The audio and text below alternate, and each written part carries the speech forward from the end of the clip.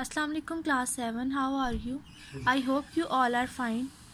Today we are going to read the chapter Rain in Summer. Lesson number 4. Firstly हम इसकी reading करेंगे और फिर ट्रांसलेशन में आपको साथ साथ बताती जाऊंगी. आपने हाथ में पेंसिल या हाइलाइटर पकड़ लेना है हाईलाइट करने के लिए. पहले आप पेंसिल पकड़ के साथ साथ मीनिंग्स लिखते हैं. रेन इन समर, रेन बारिश, इन समर गर्मियों में. How beautiful is the rain, कितनी खूबसूरत है rain. After the dust and heat, मिट्टी और गर्मी के बाद रेन कितनी खूबसूरत है. In the broad and fiery street, चौड़ी और तपती हुई गलियों में. इन द नैरो लेन, तंग गली में. How beautiful is the rain, कितनी खूबसूरत है रेन. फर्स्ट स्टैंजा में पोइट ने रेन की तारीफ़ की हुई है कि गर्मी के बाद, मिट्टी के बाद, कि चौड़ी गलियों में, तपती हुई गर्म गलियों में, खुली गलियों में, तंग गलियों में रेन कितनी ब्यूटीफुल लगती है. अच्छा, next stanza, next page. How it clatters along the roof, clatters खड़खड़ाना, किस तरह से ये दीवार पर खड़खड़ाती है.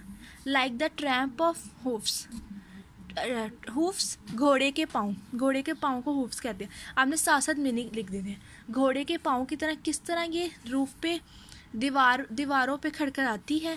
How it gushes and struggle out, किस तरह से ये बाहर निकलती है, उसके अंदर से बाहर निकलने की कोशिश करती है. From the throat of overflowing spout, overflowing spout का मीनिंग है पाइप, जो नाले पाइप होती हैं पर नाले होते हैं, इस तरह से उसका मीनिंग है. स्पाउट का मीनिंग आप पाइप लिख दो. ओवरफ्लोइंग बाहर की तरफ बहना, किस तरह से वो पाइप में तेज़ी से बहती है. Across the window pane, pane mean शीशा, जो खिड़कियाँ होती हैं उनको कहते हैं. आप ये इसका मीनिंग लिख लो पेन. किस तरह से शीशे में आके गिर रही होती है बारिश. इट पोर्स एंड पोर्स, और बरसती रहती है और बरसती रहती है बारिश. And swift and wide with a muddy tide, किस तरह से तेज़ और खुली बारिश होती है और कीचड़ और मिट्टी से भरी हुई जगह पे बारिश गिर रही होती है. Like a river down the gutter road, ये एक किस्म का मुहावरा होता है, उसकी तरह से ये यूज़ किया गया. इसका मतलब है गटर के पानी का गरजना, किस तरह से वो रिवर में गटर के पानी की तरह गरजती है. The rain we welcome rain, last में उसने कहा है कि रेन हम आपको वेलकम करते हैं. अच्छा, इसके बाद हमने इसके मीनिंग्स लिखने हैं, साथ साथ डिक्टेशन वर्ड्स लिखने हैं. क्लास 7 आपने ना इसके अंडरलाइन करने के लिए, डिक्टेशन वर्ड्स लगाने के लिए आपने हाइलाइटर यूज़ करना है. आप कोशिश करें इनमें से येलो हाइलाइटर या पिंक यूज़ करें, क्योंकि लाइट कलर होता है तो आपको नज़र आ जाएगा इजीली.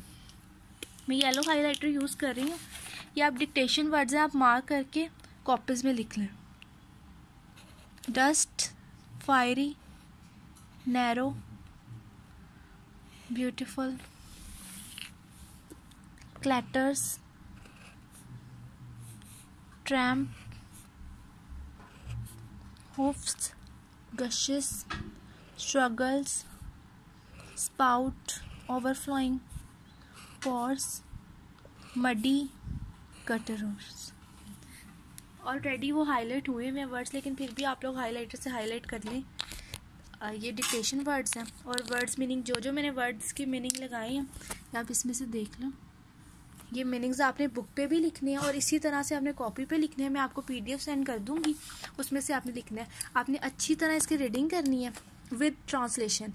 एटलीस्ट 5 टाइम्स इसकी रीडिंग करनी है. उसके बाद नेक्स्ट पेज है वोकैबुलरी. इसके अंदर सबसे पहले है find out the words from the poem which have the same meaning as in the column A. इसके अंदर हमने बताना है कि जो वर्ड्स हैं पोइम से सेम मीनिंग के कौन से हैं.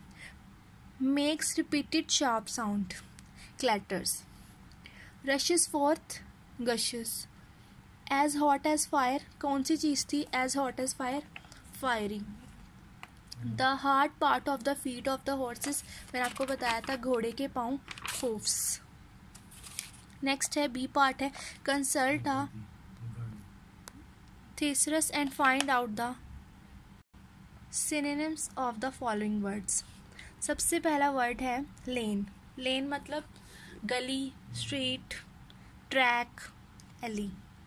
ये वर्ड्स हैं 3 वर्ड्स। ये मैं आपको PDF सेंड करूँगी, उसमें से आपने देख के ये लिखने हैं। उसके बाद है स्विफ्ट, स्पीडी, फास्ट, क्विकली। उसके बाद है muddy, dusty, loggy, dirty, narrow, limited, close, tight. उसके बाद नेक्स्ट पेज है क्वेश्चन आंसर्स हैं। आप लोगों ने पहले पोइम रीड करनी है अच्छी तरह, उसके बाद क्वेश्चन आंसर्स आप लोगों ने मुझे ग्रुप में बताने हैं। आप लोग मुझे इसके आंसर्स बताओगे तभी मैं आपको पिक्चर सेंड करूँगी, फिर आप देख के क्वेश्चन आंसर्स लिखना। पहले आप लोगों ने मुझे ऑडियो मैसेज पे इसके आंसर्स बताने, क्योंकि मैंने आपको पोइम पढ़ा दी है, आप लोग खुद भी पढ़ना है, कुछ समझना है मुझसे पूछ लेना। उसके बाद आप लोग मुझे क्वेश्चन आंसर्स भी इनके आंसर्स देना, उसके बाद ही मैं ये पिक्चर्स आपको सेंड करूँगी क्वेश्चन के आंसर्स की। When does the rain look beautiful. Rain कब ब्यूटीफुल लगती है। How does the poet compare the sound of rain dropping on roofs.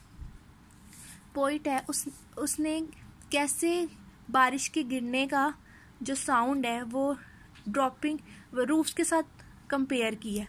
What is spout, why is it called overflowing. Spout क्या है और उससे overflowing क्यों कहा गया। ये वर्ड है ना स्पॉट, यहाँ लिखा हुआ है, ये क्या है मैंने आपको बताया है पोइम के अंदर। और इसको ओवरफ्लोइंग क्यों कहा गया है। Where does the rain water pour.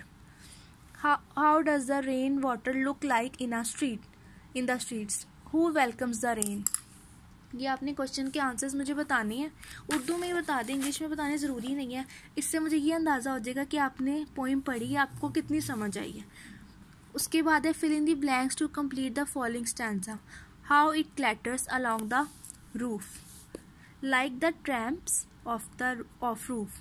How it gushes and struggles out from the throat of the overflowing spot. अच्छा, ये आपका स्टैंजा जो आपने कंप्लीट करना है, पीछे आपने जब पढ़ा होगा तो आपको खुद ब खुद ही स्टैंजा याद हो जाएगा। 5 to 6 टाइम रीडिंग करेंगे ना तो आपको आराम से इजीली याद हो जाएगा। तो उसके बाद आप ये खुद ही फिल कर लोगे। आप लोग कोशिश करना कि ज़ुबानी फिल करो।